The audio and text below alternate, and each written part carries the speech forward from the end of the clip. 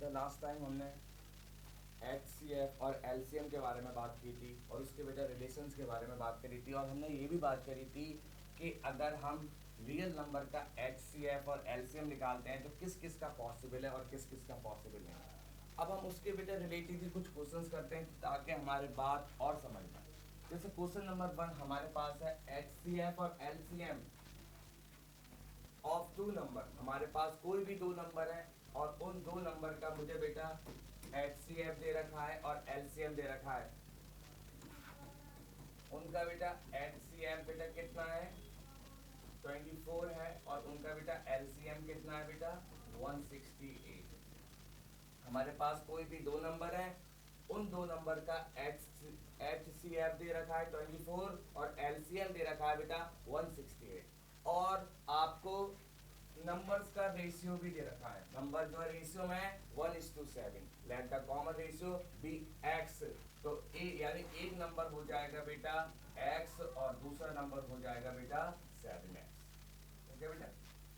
अब आपसे जो पूछा है दोनों में से जो ग्रेटेस्ट नंबर है उसके बारे में आपको बात करनी, उसको आपको फाइंड करना है।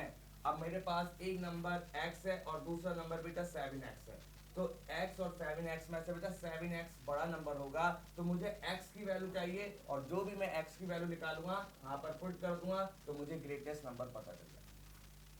अब मेरे पास HCF है, LCM है और दोनों नंबर गिवन है, तो मुझे एक रिलेशन मालूम है HCF, LCM और नंबर में रिलेशन होता है product of HCF into LCM is equal to product of the number, is equal to product of the number के बराबर होगा। HCF है बेटा 24, LCM है बेटा 168, एक नंबर है x और दूसरा नंबर है बेटा 7x। 24 into 168 will be equal to, इन दोनों को मल्टीप्लाई करूंगा तो 7x स्क्वायर हो जाएगा बेटा। अब x स्क्वायर के साथ 7 मल्टीप्लाई में इधर जाएगा तो बेटा डिवाइड हो जाएगा, तो x square will be equal to 24 into 168 upon 7। अब इसको डिवाइड करो, 24 टाइम चला जाएगा, 168 7 से 24 टाइम डिवाइड हो जाएगा। x square will be equal to 24 into 24। अब x स्क्वायर को मैं इधर ट्रांसपोज करता हूं तो वो अंडर रूट ऑफ 24 इंटू 24। अब स्क्वायर रूट के अंदर 2 का पेयर है तो एक नंबर बाहर आएगा, square root of 24 into 24 will be equal to 24 आएगा। अब मेरी x की वैल्यू पता चल गई और हमें जो पूछा है वो ग्रेटेस्ट नंबर पूछा है और ग्रेटेस्ट नंबर निकालने के लिए मैं x की वैल्यू बेटा 7 इंटू एक्स की जगह पुट कर दूंगा, तो greatest number will be equal to, greatest number कितना हो जाएगा बेटा 7 इंटू 24 यानी 168 आंसर हो जाएगा, 168 आंसर हो जाएगा। इस तरह से बेटा मैं कैलकुलेट कर सकता हूँ, इस तरह से मैं कैलकुलेट कर सकता हूँ। अच्छा क्वेश्चन था बेटा, इस टाइप के क्वेश्चन पूछे जा सकते हैं। नेक्स्ट क्वेश्चन के बारे में बात करते हैं बेटा। नेक्स्ट क्वेश्चन में बेटा उसी की तरह क्वेश्चन है बेटा, 3 numbers are in the ratio, 3 number है जो रेशियो में दे रखे हैं 3:5:7। अब let the common ratio be x, तो एक नंबर होगा बेटा, एक नंबर हो जाएगा बेटा 3x, दूसरा नंबर हो जाएगा 5x और तीसरा नंबर हो जाएगा बेटा 7x। तो मेरे पास बेटा 3 नंबर थे और 3 नंबर जो थे बेटा रेशियो में थे 3:5:7 रेशियो में थे, तो मैंने माना let the common ratio be x, एक नंबर हो जाएगा 3x, एक नंबर हो जाएगा 5x, एक नंबर हो जाएगा 7x और इन तीनों नंबर का एलसीएम दे रखा है 25200। ओके बेटा, अगर मैं इन तीनों नंबर का एलसीएम निकालता हूं तो वो एलसीएम किसके बराबर होगा 25200 के बराबर होगा। तो सबसे पहले मैं इन तीनों नंबर का एलसीएम निकालता हूं और इस एलसीएम को किसके बराबर रख दूंगा 25200 के बराबर। तो सबसे पहले मैं इन तीनों नंबर का एलसीएम फाइंड करता हूं, 3x 5x 7x, x से डिवाइड कर दो पहले, 3 5 x से डिवाइड करूंगा 3x को तो x कैंसिल आउट हो जाएगा, बचेगा क्या बेटा 3, 5x को डिवाइड करूंगा x से तो बचेगा 5, 7x को डिवाइड करूंगा तो बचेगा 7। फिर 3 से डिवाइड कर दो, फिर 5 से डिवाइड कर दो, और फिर बेटा 7 से डिवाइड कर दो। तो एलसीएम कितना आएगा बेटा, x इंटू 3 इंटू 5 इंटू 7 कितना हो जाएगा, 105 इंटू एक्स, 105 इंटू एक्स।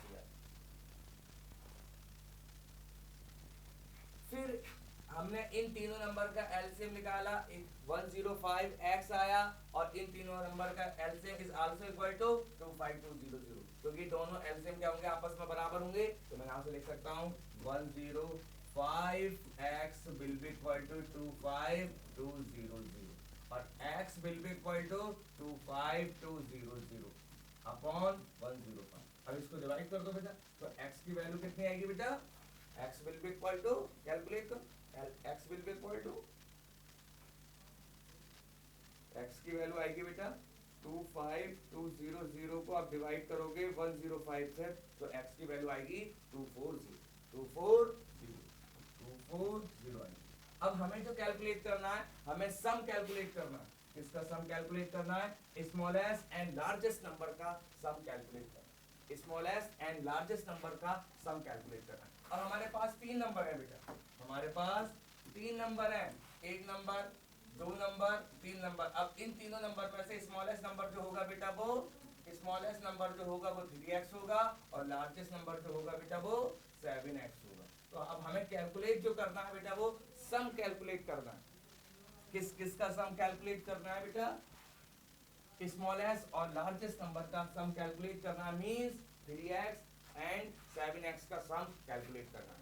तो सम 3x और 7x का सम जो होगा बेटा, वो किसके बराबर होगा, 10x के बराबर होगा। और x की वैल्यू बेटा मैं निकाल चुका हूँ, x की वैल्यू मैंने क्या निकाली है बेटा, 2420। तो 10 मल्टीप्लाई 240, इससे मल्टीप्लाई करोगे 2400, इसका आंसर आ गया, 2400 इसका आंसर आ गया।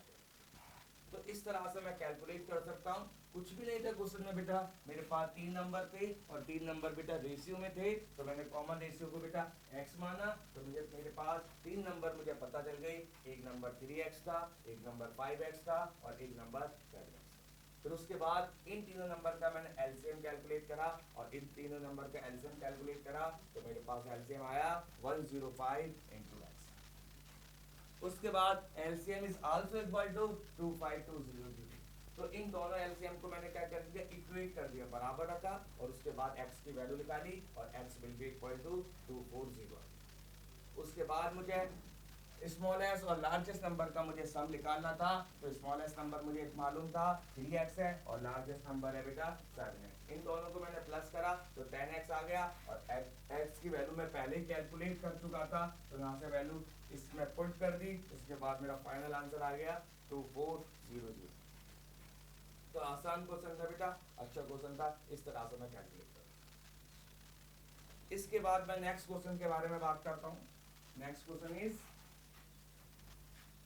if HCF of 16 and y will be equal to 8 and LCM of 16 and y will be equal to 40। अब अगेन वही चीज कि मेरे पास 2 नंबर है, एक नंबर है 16 और एक नंबर है बेटा y। एक नंबर मेरे पास 16 है और एक नंबर 22 है, उन दोनों नंबर का HCF 8 दे रखा है और LCM बेटा 48 दे रखा है। तो आपको y की वैल्यू निकालनी है। अगेन वही चीज के relation HCF into LCM is equal to product of the number। HCF कितना है 8, LCM कितना है बेटा 48। एक नंबर कितना है बेटा 16 और दूसरा नंबर y, और y की वैल्यू मुझे कैलकुलेट करनी है। तो y will be equal to 8 multiply 48, ये मल्टीप्लाई में तो डिवाइड हो जाएगा, कितनी टाइम जाएगा बेटा 3 टाइम जाएगा। अब 3 से मल्टीप्लाई कर दो तो y will be equal to 24, answer is 24। तो इस तरह से बेटा मैं वैल्यू कैलकुलेट कर सकता हूँ by using relation between HCF, LCM and numbers। numbers के बीच में रिलेशन होता है, इसका यूज करूंगा और मैं कैलकुलेट कर दूंगा जब आएगी। नेक्स्ट क्वेश्चन बेटा, इसके बाद एक और क्वेश्चन के बारे में बात करते हैं बेटा। नेक्स्ट क्वेश्चन, इंपॉर्टेंट क्वेश्चन है। इस टाइप के क्वेश्चन बेटा बहुत पूछे जाते हैं कॉम्पिटिशनों में, और ये आईएमओ में पूछा गया, एनटीएससी में भी पूछा गया बेटा। अब मेरे पास दो नंबर हैं, एक नंबर है बेटा 408 और एक नंबर है बेटा 103, और इन दोनों का जो HCF है बेटा वो किस फॉर्म में एक्सप्रेसिबल है, 1032 इंटू 2 प्लस 408 इंटू पी। तो आपको बेटा पी की वैल्यू कैलकुलेट करनी है, यानी जो इन दोनों नंबर का HCF है वो एक्चुअली में इस फॉर्म में दे रखा है, तो आपको पी की वैल्यू कैलकुलेट करनी है कि पी की वैल्यू होगी क्या।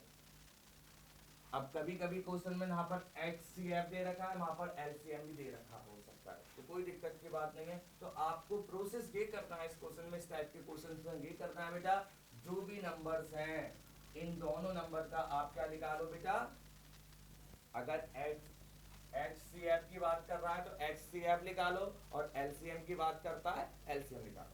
और अगर HCF इन दोनों नंबर का HCF इस फॉर्म में है तो HCF निकाल के इसके बराबर रख दो, और अगर LCM दे रखा है तो LCM निकाल के इसके बराबर। ओके बेटा, और कल हमने HCF निकालना सीखा था बाई इक्वलेट डिवीजन लेमा से, हमने सीखा था। तो चलो सबसे पहले हमने HCF निकालते हैं, किस किस का HCF निकालते हैं, 408 एंड 1032 का HCF कैलकुलेट करते हैं। चलो करते हैं बेटा।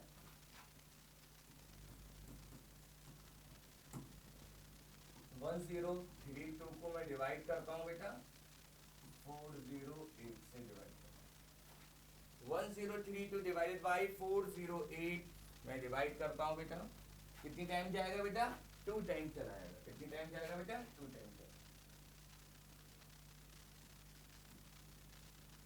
फिर माइनस करो बेटा, 6 1 बेटा।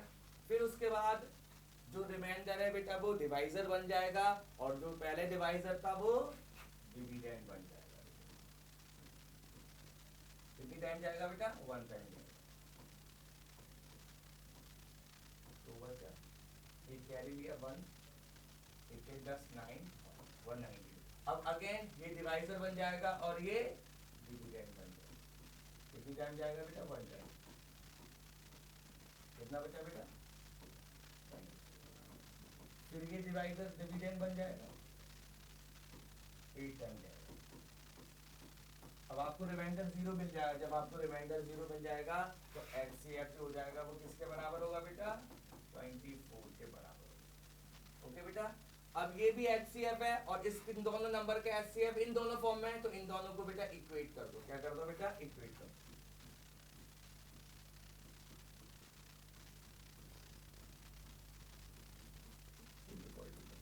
और इसको कैलकुलेट कर लो, पी की वैल्यू आ जाएगी। और लीनियर इक्वेशन को सॉल्व करना आपने 8th क्लास में सीखा था, भाई इसी का कॉन्सेप्ट है, पहले मल्टीप्लाई कर लो इसको।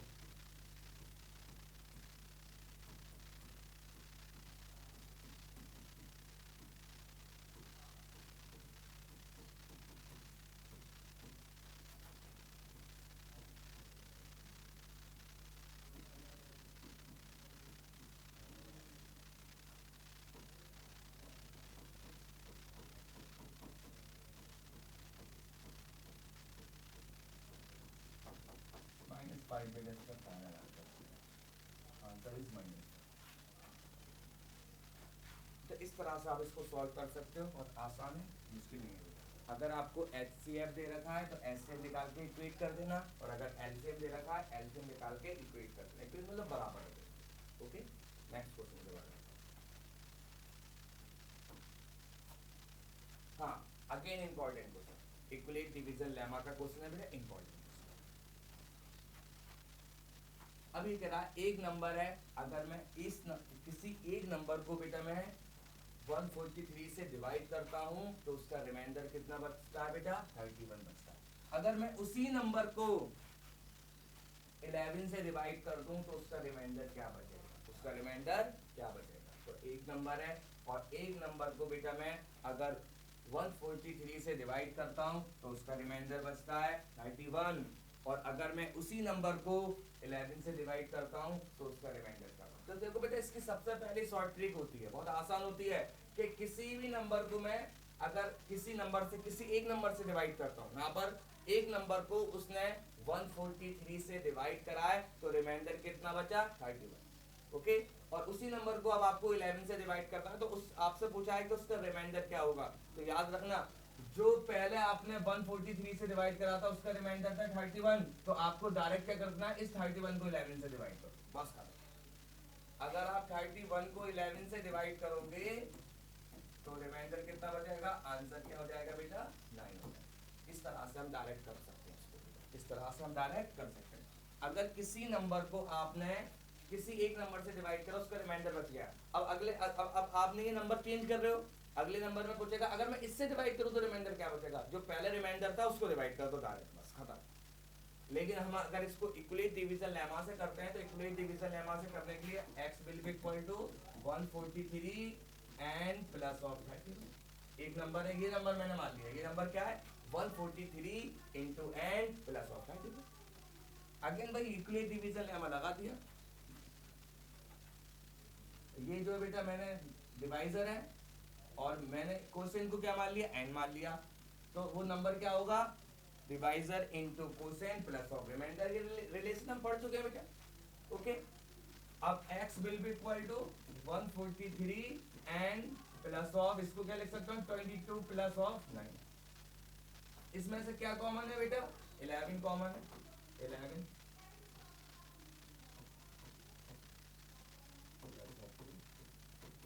अब देखो ये पूरा नंबर जो है वो 11 का मल्टीपल है, अगर मैं 11 से डिवाइड करूंगा तो ये तो जीरो वैल्यू दे देगा, यानी कंप्लीटली डिविजिबल हो जाएगा। तो रिमाइंडर कितना बचने वाला है बेटा 9 बचने वाला है रिमाइंडर। तो आप डायरेक्ट ही करना इसको, तो बस तरीका बता दिया, इस तरह से भी कर सकते हैं बेटा। आसान क्वेश्चन होते हैं, मुश्किल नहीं, इजी इजी क्वेश्चन होते हैं तो आप इजीली कर सकते हैं। नेक्स्ट क्वेश्चन, हाँ इंपॉर्टेंट क्वेश्चन, बहुत ज़्यादा इंपॉर्टेंट क्वेश्चन है बेटा। इस टाइप के क्वेश्चन बहुत आते हैं, एग्जाम में पूछे जाते हैं, एनटीएससी वगैरह में पूछे जाते हैं काफी। क्वेश्चन 6 कह रहा है बेटा 3 बेल्स क्या करती हैं, रिंग करती हैं बेटा। 3 bells ring every 12 minutes 20 minutes and 36 minute. 3 bell है और तीनों बेल में से एक बेल जो है हर 12 मिनट के बाद रिंग करती है, दूसरी बेल हर 20 मिनट के बाद रिंग करती है और तीसरी बेल बेटा हर 36 मिनट के बाद क्या करती है, रिंग करती है। If all of these bell ring together at, अभी कह रहा है 7:15 पर AM पर, सुबह के 7:15 पर तीनों बेलें क्या करती हैं, एक साथ रिंग करती हैं। तो आपसे पूछा है अगला क्या टाइम होगा कि तीनों बेल क्या करें, एक साथ रिंग करें। अगला क्या टाइम होगा, आपको टाइम को कैलकुलेट करना है, क्या टाइम होगा कि तीनों बेल्स क्या करें, एक साथ रिंग करें। ओके बेटा, अब इस टाइप के क्वेश्चन जब भी नजर आए तो सबसे पहले आपको पता होना चाहिए कि क्या आपको LCM कैलकुलेट करना है, क्या आपको HCF कैलकुलेट करना है। अगर मैं इन तीनों नंबर का HCF निकालता हूं तो मेरे ख्याल से तो 4 आ जाएगा। हाँ, HCF सपोज कर लो 4 आ गया, 4 आ गया। क्या तीनों बेल है 4 मिनट में 4 मिनट के बाद रिंग करेंगी, सोचने वाली बात। अगर एक बेल 12 मिनट के बाद रिंग करती है, दूसरी बेल बेटा 20 मिनट के बाद रिंग करती है और तीसरी बेल बेटा 36 मिनट के बाद रिंग करती है। अगर मैंने HCF निकाल लिया तो क्या आएगा, सपोज कर लो 4 मिनट आ गया। क्या 4 मिनट के बाद तीनों बेलें एक साथ रिंग करेंगी, कभी नहीं करने वाली बेटा। ये तो खुद 12 मिनट के बाद करी तो 4 मिनट में तो वो रिंग ही ना करेगी। अगर वो 0 से लगाऊं, मैं 7:15 से लगाता हूं तो पहली बेल जो है बेटा वो 12 मिनट प्लस करो उसमें 7:27 पर क्या करेगी, रिंग करेगी। अगर वो 4 मिनट की बात करूं तो 4:19 पे तो वो कोई भी बेल रिंग ना करने वाली, ना तो पहली बेल करेगी, ना दूसरी बेल करेगी, ना तीसरी बेल करेगी, रिंग करेंगी नहीं। 4 मिनट के बाद तो रिंग नहीं करेंगी ना। तो पहली बेल जो है, अगर पहली बेल की मैं बात करता हूँ तो 12 मिनट के बाद रिंग कर रही है, तो अगर वो 7:15 पर रिंग करती है तो फिर वो दोबारा से 7:27 पर क्या करेगी, रिंग करेगी। अगर मैं 4 मिनट के बाद देखूं तो 4 मिनट के बाद मीन्स 4:19, तो 4:19 पर तो वो रिंग करने वाली नहीं है, क्योंकि वो 4:27 पर नेक्स्ट रिंग करती है। तो यहाँ पर मैं HCF नहीं निकाल सकता। मेरे बात समझ में आ गई, मैं यहाँ पर बेटा HCF नहीं निकाल सकता, तो फिर मैं क्या कैलकुलेट करूंगा, इस टाइप के बेल और रिंग वाले क्वेश्चंस में हम जो कैलकुलेट करने वाले हैं बेटा वो एलसीएम कैलकुलेट करेंगे। हम क्या कैलकुलेट करेंगे बेटा, एलसीएम कैलकुलेट करेंगे। ओके बेटा, चलो बात करते हैं। चलो एलसीएम निकालते हैं तीनों बेल, पहली बेल 12 मिनट के बाद, 20 मिनट के बाद और 36 मिनट के बाद, तो इन तीनों का बेटा क्या निकाल देता हूँ, एलसीएम निकाल देता हूँ। एलसीएम ऑफ 12, 20 एंड 30, निकालना सबसे आता है बेटा।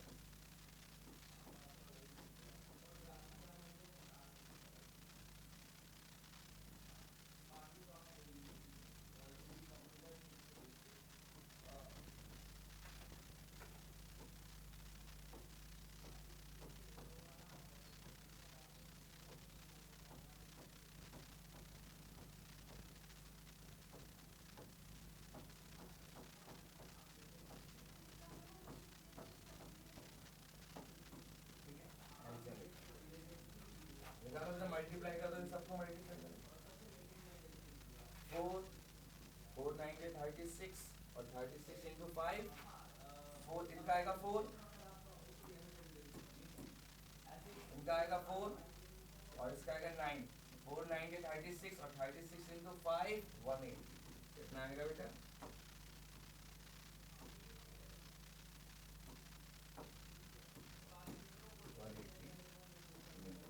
और 180 मिनट का मतलब होता है बेटा 3 आवर्स। क्या होता है बेटा, 3 आवर्स, यानी 3 घंटे के बाद तीनों बैलें एक साथ क्या करेंगी, रिंग करेंगी। क्या करेंगी बेटा, रिंग करेंगी।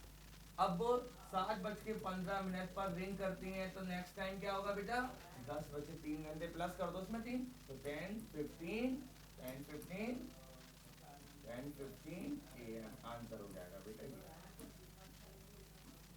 Answer is 10 15 AM। ओके बेटा, नेक्स्ट क्वेश्चन के बारे में बात करते हैं बेटा हम। नेक्स्ट अगेन बैल वाला क्वेश्चन बेटा, 4 बैल्स, ये कह रहा 4 बैल्स है बेटा, 4 बैल एक साथ रिंग करती हैं, एक साथ रिंग करना स्टार्ट करती हैं, एक ही पॉइंट पर यानी एक ही वक्त में रिंग कर रही है। प्रीवियस केस में हमने बात करा था, तीनों बैल हैं 7:15 पर रिंग करती थी, तो इसमें भी कोई टाइम नहीं दे रखा, लेकिन इसमें ये कह रहा है एक साथ रिंग करती है। तो एक टाइम है, कोई सा भी टाइम हो सकता है बेटा, वो यहाँ पर तीनों बैल हैं, चारों बैल हैं, सॉरी 4 बैल्स हैं, 4 बैल्स क्या करती हैं, 4 बैल्स एक साथ क्या करती हैं, रिंग करती हैं। क्या करती हैं, रिंग करती हैं। ओके बेटा, अब इसमें एक बैल जो है बेटा वो 6 सेकंड के बाद रिंग करती है, दूसरी बैल बेटा 12 सेकंड के बाद रिंग करती है, और तीसरी बैल 15 सेकंड के बाद रिंग करती है, और फोर्थ बैल 20 सेकंड के बाद रिंग करती है। ओके बेटा, तो उसमें पूछा है कि 2 आवर्स में वो एक साथ कितनी बार रिंग करेंगी, एक साथ कितनी बार रिंग करेंगी। ठीक है, तो अगेन हम समझ गए जब बैल का क्वेश्चन है तो हमें एलसीएम कैलकुलेट करना। एलसीएम कैलकुलेट करते हैं सबसे पहले, 6 second, 12 second, 15 second and 20 second, इनका बेटा एलसीएम कैलकुलेट करना।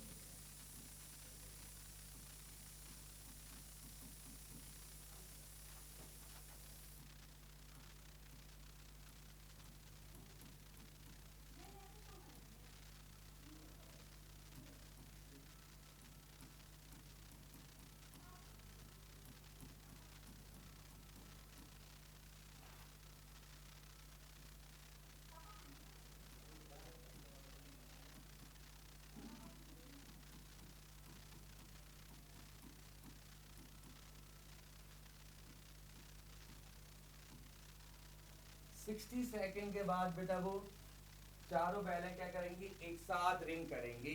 तो पूछा है 2 आवर्स में, 2 आवर्स में कितनी बार रिंग करेंगी। देखो ये जो बेटा वो सेकंड में है और ये आवर में है, तो सबसे पहले 2 आवर्स को सेकंड में चेंज करो, 2 आवर को सेकंड में चेंज करूंगा तो कितना आएगा, 2 इंटू 16 मिनट में चेंज हो जाएगा, फिर इंटू 16 वो सेकंड में चेंज हो जाएगा। ओके बेटा, मल्टीप्लाई करने की जरूरत नहीं है। अब इतनी सेकंड में हर वो रिंग जो है बेटा 60 सेकंड में 60 सेकंड के बाद एक साथ रिंग करती है, तो इतनी सेकंड में कितनी बार रिंग करेंगी? तो इसको इससे डिवाइड करो, 2 इंटू 60 इंटू 60 अपॉन 60 कितना आएगा बेटा? 120। अभी 120 आंसर नहीं है। अब मैंने ये कहा कि चारों बैंड शुरू में एक साथ रिंग करती है, फिर वो 60 सेकंड के बाद, फिर वो 60 सेकंड के बाद, फिर वो 60 सेकंड के बाद, ऐसे बेटा 2 आवर्स में वो कितनी बार रिंग करेंगी? 120 टाइम रिंग करेंगी। लेकिन मैंने सबसे पहले वाला काउंट नहीं किया, सबसे पहला वाला मैंने काउंट नहीं किया। मैंने यहां से काउंट किया एक बार यहाँ पर मैंने माना है, यहाँ पर मैंने एक बार नहीं माना है। मैंने माना कि एक बार दो तीनों साथ में यहाँ पर रिंग करती हैं, फिर एक बार तीनों साथ में यहाँ पर रिंग करती हैं, इस तरह से तीनों चारों मिलकर 120 टाइम्स रिंग करती हैं। लेकिन इसमें जो शुरुआत में एक साथ रिंग कर रही थी वो इंक्लूड नहीं है, तो उसको इंक्लूड कर दो, तो 120 प्लस ऑफ 1 कर दो, आंसर आएगा 121 टाइम्स रिंग करेंगे 2 आवर्स में। 121 टाइम्स चारों बैल से क्या करेंगी? रिंग करेंगी। ओके बेटा, आसान क्वेश्चन था, मुश्किल नहीं था।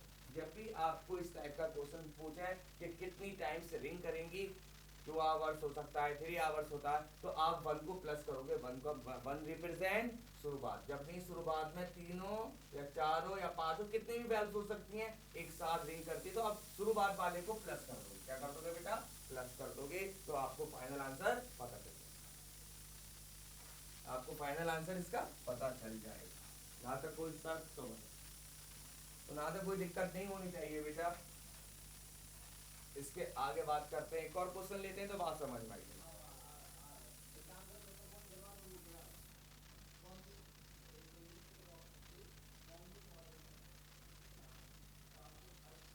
तो एक और क्वेश्चन लेते हैं तो बात और समझ में आती है।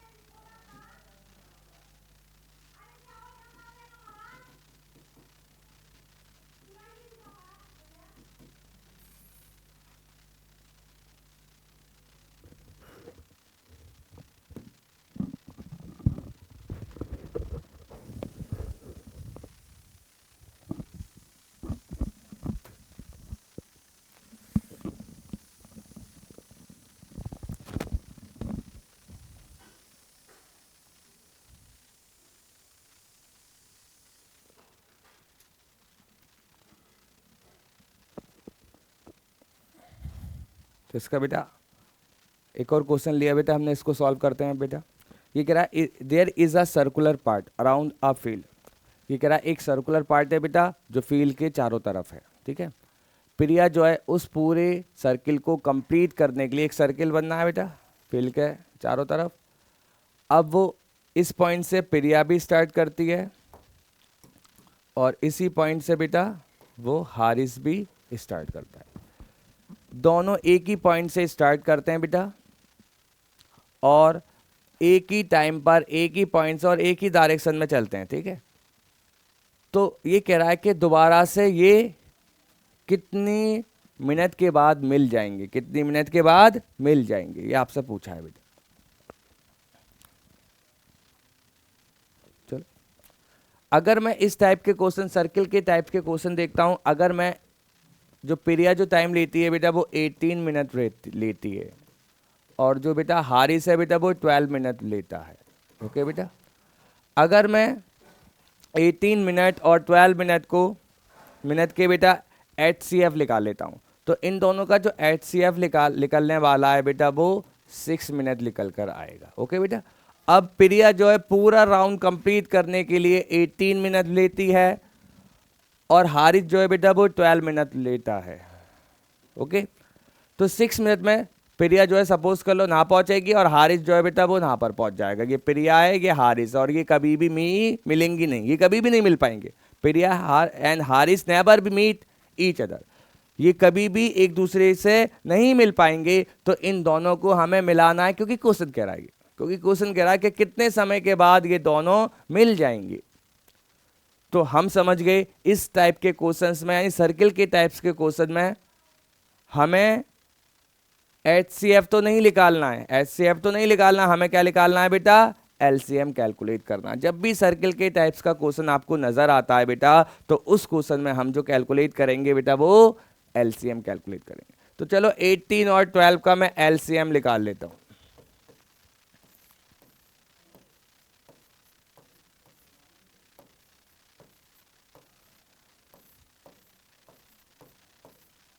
फोर नाइन या 36 मिनट आंसर हो जाएगा, 30 मिनट।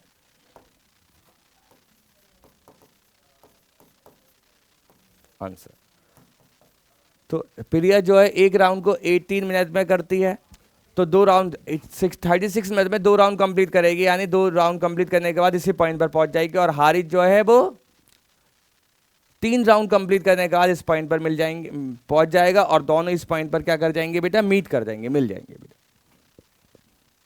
ओके बेटा।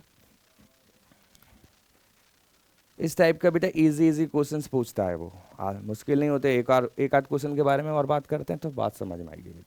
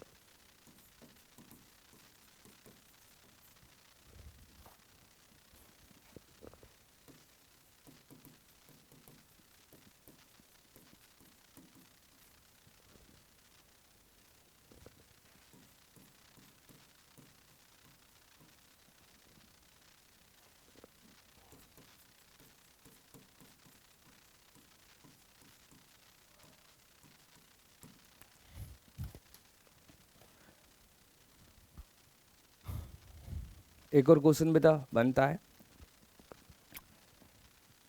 आपके सामने बेटा।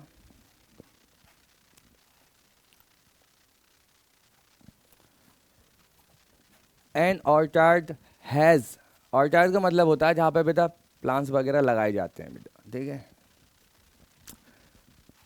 वहाँ पर बेटा 48 एप्पल ट्रीज हैं और 60 मैंगो हैं और 96 बेटा बनाना है।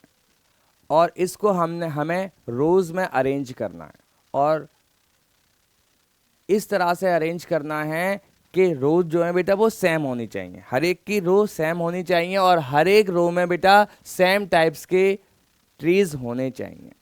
तो सबसे पहले आपको पता होना चाहिए कि आपके पास एप्पल, मैंगो और बनाना है, बनाना के ट्रीज हैं। तो आपको ये पता होना चाहिए एक रो में कितने ट्री आएंगे और उसके लिए हम क्या कैलकुलेट करेंगे, HCF कैलकुलेट करेंगे। अगर मैं LCM निकालूंगा तो इनसे ज़्यादा पहुंच जाएगा, जितने ट्री हैं उससे ज़्यादा हमें पता चल जाएगा। तो इस टाइप के क्वेश्चन में हम HCF कैलकुलेट करेंगे। तो सबसे पहले मैं क्या कैलकुलेट करता हूं, HCF कैलकुलेट करता हूं, HCF कैलकुलेट करता हूं। चलो करते हैं बेटा। 48 है, 60 है और 96 है। बच्चों वाले तरीके से निकालते हैं, प्राइम फैक्टराइजेशन से बेटा, ठीक है।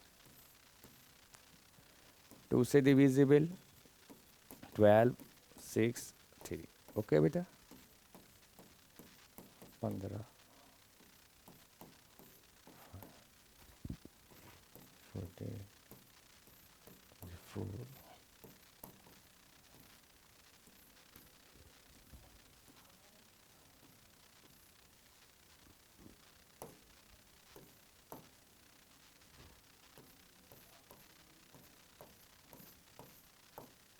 अब देखो कॉमन क्या है,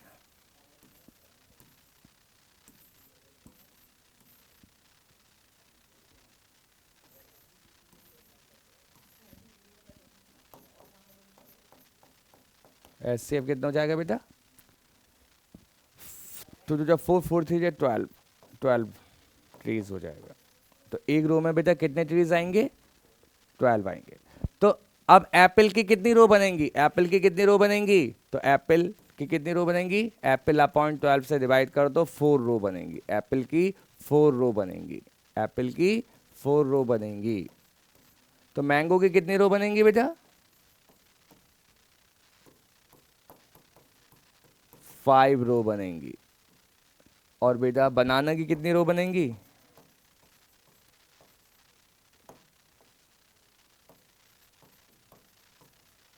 96/12, यानी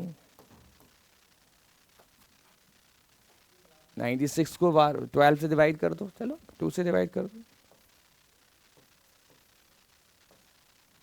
8 रोज बनेंगी। कितनी बनेंगी, 8 रो। टोटल नंबर ऑफ रोज कितनी हो जाएंगी बेटा, टोटल रोज कितनी हो जाएंगी,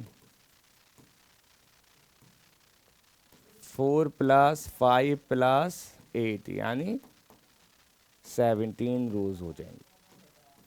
आसान क्वेश्चन था बेटा, अच्छा क्वेश्चन था। इस टाइप से क्वेश्चन, सबसे पहले इस टाइप का क्वेश्चन नजर आए तो आप ये पता लगाना कि एक रो में कितने ट्रीज आते हैं। उसके बाद हर एक टाइप की, मैंगो की, एप्पल की, बनाना की अलग अलग रोज निकालना। एप्पल की कितनी रो होंगी, बनाना की कितनी रो होंगी, मैंगो की कितनी रो होंगी, और फिर उन सबको बेटा प्लस कर देना तो आपको पता चल जाएगा टोटल नंबर ऑफ रोज कितनी है, टोटल नंबर ऑफ रो कितनी है। ओके, नेक्स्ट क्वेश्चन के बारे में बात करते हैं।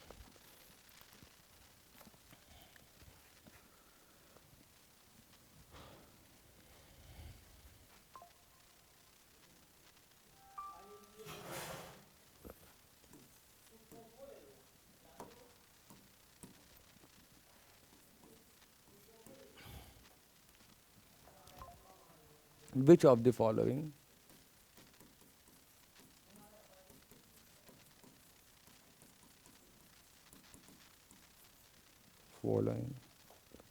is true?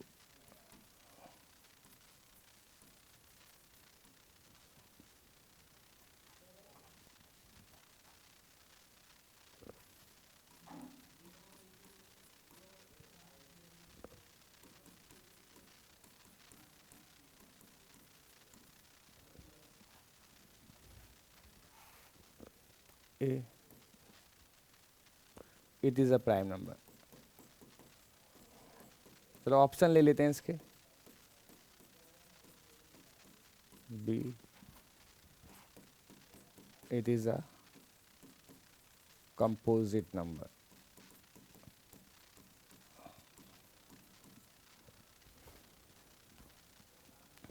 C both A and B,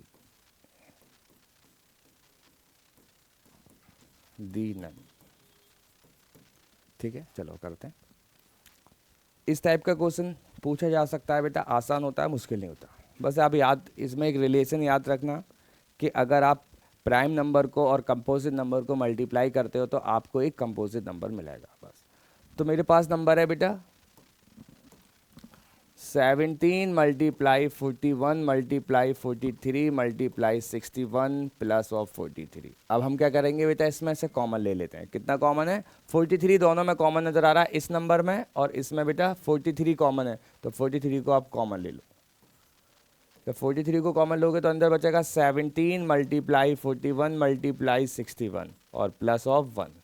अब आप इसको सॉल्व करना, ये आपको जो नजर आ रहा है बेटा वो ये आपको एक प्राइम नंबर है, ये आपको एक प्राइम नंबर नजर आ रहा है, और अब इसको सॉल्व करोगे तो यहाँ से एक आपको कंपोजिट नंबर मिलेगा। और अगर आप प्राइम नंबर और कंपोजिट नंबर को मल्टीप्लाई करोगे तो आपको बेटा एक कंपोजिट नंबर मिलने वाला है। तो इसका आंसर क्या हो जाएगा बेटा? It is a composite number. ये नंबर जो होगा बेटा एक कंपोजिट नंबर होगा।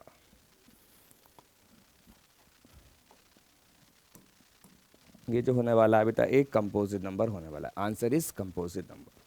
इसका आंसर जो होगा बेटा एक कंपोजिट नंबर होगा। तो इस तरह से क्वेश्चंस पूछे। अब इसके बाद बेटा हम थोड़ा सा बेसिक और रह गया तो उसके बारे में और हम बात करते हैं बेटा। अब हम इसके बाद बात करेंगे बेटा रेशियो के बारे में बात करते हैं। इसके बाद बेटा हम हल्का सा बेटा रेशियो के बारे में बात करेंगे। अब हमें मालूम है रेशियो क्या होता है। रेशियो का मतलब होता है बेटा किसी भी दो क्वांटिटी को कंपेयर करना in term of how much time. एक क्वांटिटी दूसरी क्वांटिटी से कितनी गुना ज़्यादा है या कितनी गुना कम है, इसी को हम क्या कहते हैं बेटा? रेशियो कहते हैं। Compare any two quantity, compare any two quantity in term of how much time. Compare any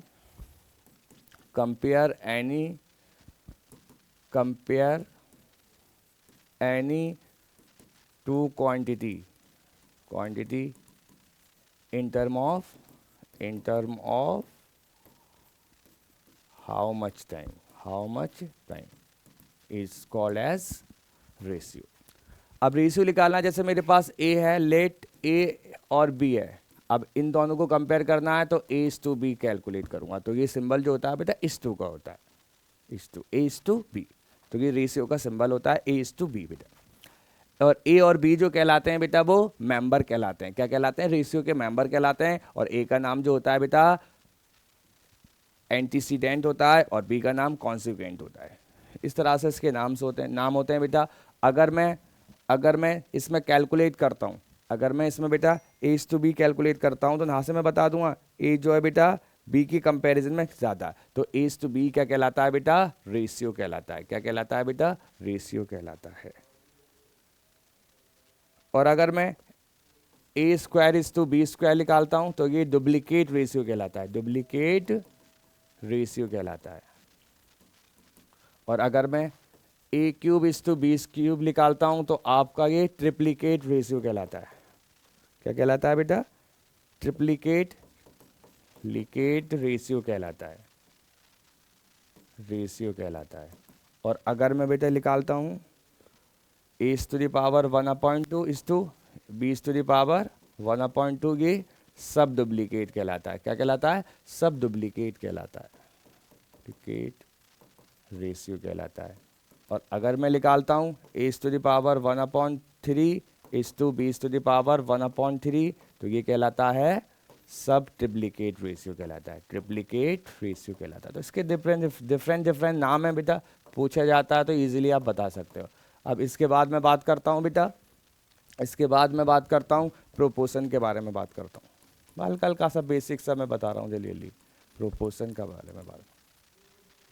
proportion का मतलब है कि अगर मैं दो रेशियो को कंपेयर करता हूं, अगर दोनों रेशियो बेटा बराबर हैं तो वो क्या कहलाएगा, प्रोपोर्शन कहलाएगा। तो A upon B proportional to, यानी बराबर, A upon B is equal to B C upon D.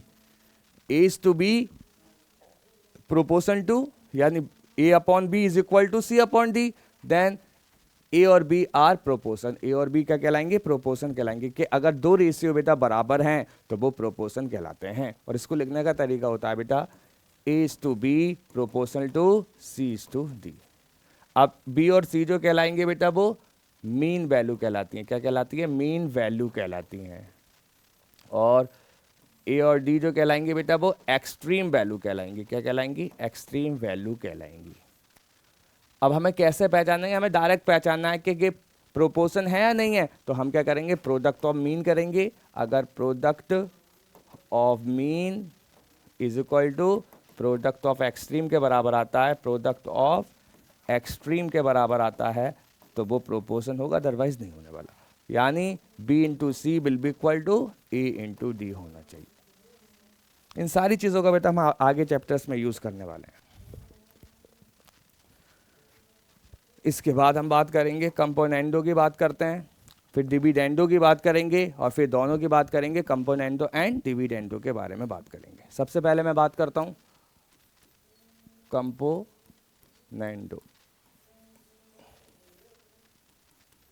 Componendo के बारे में बात करते हैं। कंपोनेंडो का मतलब होता है कि अगर दो रेशियो हैं और वो दोनों रेशियो बराबर है, जो प्रोपोर्शन है, सॉरी, दो रेशियो हैं, दोनों रेशियो बराबर है, यानी प्रोपोर्शन में है दोनों ratio. A upon B will be equal to C upon D. अगर मैं ए अपॉन बी में इधर भी प्लस कर दूं, सी अपॉन डी में मैं इधर भी प्लस कर दूं, अब बच्चा कहेगा सर इसको एलसीएम लेके भी सॉल्व कर सकते हैं, तो बिल्कुल इसको एलसीएम लेके सॉल्व करेंगे। तो a plus B upon B is equal to C plus D upon D. यही क्या कहलाता है बेटा, कंपोनेंडो कहलाता है। कि किसी भी रेशियो में अगर दो रेशियो जो है बेटा प्रोपोर्शन में है तो दोनों साइडों में मैं बेटा 1 को प्लस कर दूंगा, तो वो क्या बन जाएगा बेटा, कंपोनेंडो बन जाएगा। क्या बन जाएगा बेटा, कंपोनेंडो बन जाएगा। और अगर दोनों तरफ मैं माइनस कर दूंगा तो बेटा वो क्या बन जाएगा, डिविडेंडो बन जाएगा। क्या बन जाएगा बेटा, डिविडेंडो। और अगर मैं कंपोनेंडो भी लगा दूं और डिविडेंडो भी लगा दूं तो वो कंपोनेंडो एंड डिविडेंडो कहलाएगा। क्या कहलाएगा बेटा, कंपोनेंडो एंड डिविडेंडो कहलाएगा। अगर चलो बात करते हैं डिविडेंडो के बारे में बात करते हैं। डिविडेंडो के बारे में, कंपोनेंडो एंड डिविडेंडो। अगर मेरे पास दो रेशियो हैं a upon B is equal to C upon D, तो मैं दोनों तरफ क्या कर दूंगा बेटा, प्लस, क्या कर दूंगा बेटा, -1 करूंगा, और इधर भी बेटा -1 करूंगा। फिर एलसीएम लेके सॉल्व करूंगा तो a minus B upon B is equal to C minus D upon D. ये जो कहलाएगा बेटा वो डिविडेंडो कहलाएगा। तो इस तरह से हम डिविडेंडो निकाल सकते हैं। अगर कंपोनेंडो निकालना है तो दोनों डायरेक्शन में मैं 1 को प्लस कर दूंगा, और अगर मुझे डिविडेंडो निकालना है तो दोनों डायरेक्शन में मैं 1 को माइनस कर दूंगा। उसके बाद एलसीएम लेके सॉल्व करूंगा तो मुझे फाइनल रिजल्ट पता चल जाएगा। Final result is a plus, componendo का रिजल्ट होता है a plus B upon B is equal to C plus D upon D, और dividendo means a minus B upon B is equal to C minus D upon D. अब मैं दोनों को एक साथ लगाने वाला हूं, componendo and dividendo, componendo and dividendo, componendo and dividendo. तो कंपोनेंडो एंड डिविडेंडो क्या होता है कि अगर मेरे पास दो रेशियो हैं a upon B is equal to C upon D, तो दोनों चीज़ लगा दो। पहले आप लगाओ कंपोनेंडो, फिर आप लगाओ बेटा डिविडेंडो। पहले आप लगाओ कंपोनेंडो, फिर आप लगाओ डिविडेंडो। चलो लगाते हैं, पहले कंपोनेंडो लगा दो। a plus B upon a minus B upon B. पहले मैंने क्या लगाया, कंपोनेंडो, फिर मैंने लगाया डिविडेंडो। तो कंपोनेंडो एंड डिविडेंडो लगा रहा हूँ। इधर भी c plus D upon D और c minus D upon D, componendo and dividendo लगा रहा हूँ। अब b से b कैंसिल आउट, और यहाँ पे d से d कैंसिल आउट, तो यहाँ क्या बचेगा, a plus B upon a minus B is equal to c plus D upon c minus D. तो यहाँ से मुझे डायरेक्ट रिजल्ट समझ में आ रहा है कि अगर कि अगर मेरे पास दो रेशियो हैं और दो रेशियो बराबर हैं, यानी ए अपॉन बी और सी अपॉन डी है बेटा, तो मुझे कंपोनेंटो एंड डिविडेंडो निकालना। अगर मुझे कंपोनेंटो निकालना है तो दोनों तरफ 1 को प्लस कर दूंगा, अगर मुझे डिविडेंडो निकालना है तो दोनों तरफ 1 को माइनस कर दूंगा। और अगर कंपोनेंटो एंड डिविडेंडो निकालना है तो पहले मैं ए वाली क्वांटिटी को न्यूमरेटर में भी लिखूंगा और डिनोमिनेटर में भी लिखूंगा, और डिनोमिनेटर की क्वांटिटी को ऊपर प्लस कर दूंगा और नीचे माइनस कर दूंगा, ऊपर प्लस कर दूंगा और नीचे माइनस कर दूंगा। जैसे इधर करा है वैसे ही मैं इधर भी करूंगा, सी अपॉन सी, ऊपर प्लस नीचे माइनस। तो इस तरह से मैं कंपोनेंटो डिविडेंडो कहलाता है। यही क्या कहलाता है बेटा? कंपोनेंटो एंड डिविडेंडो कहलाता है। तो ये आपको पता होना चाहिए बेटा, इसका हम नेक्स्ट चैप्टर्स में यूज़ करने वाले हैं बेटा, हमें बेसिक के बारे में इसका पता होना चाहिए। जैसे मैं एक एग्जाम्पल लेता हूँ तो बात समझ में आएगी बेटा। एक एग्जाम्पल लेता हूँ, चलो क्वेश्चन लिखते हैं बेटा।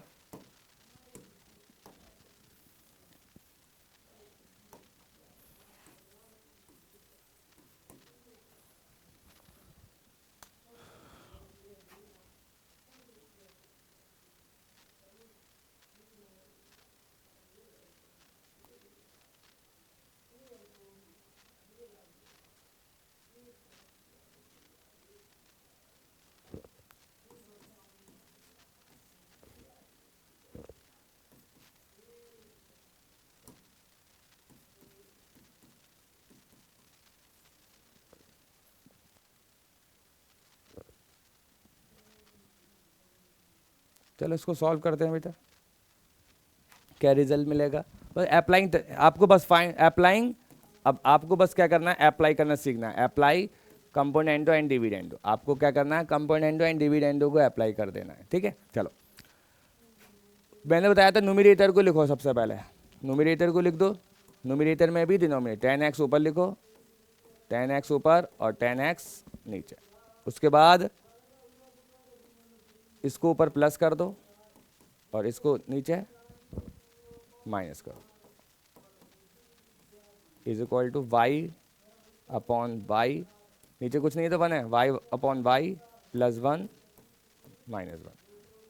तो इस तरह से हम नहीं कंपोनेंटो एंड डिविडेंडो को अप्लाई कर सकते हैं। फिर इसके बाद फाइनली सॉल्व करना होगा तो वो बात की बात है बेटा, वो बाद में देखेंगे जब हम सॉल्व करना सीखेंगे इसको।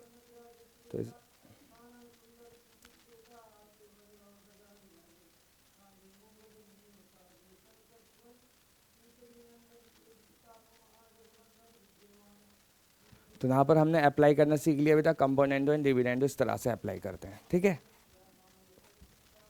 तो अब नेक्स्ट पे हम इससे आगे बात करेंगे बेटा, आज इतना ही काफ़ी है बेटा, अब हम आगे बात करेंगे बेटा।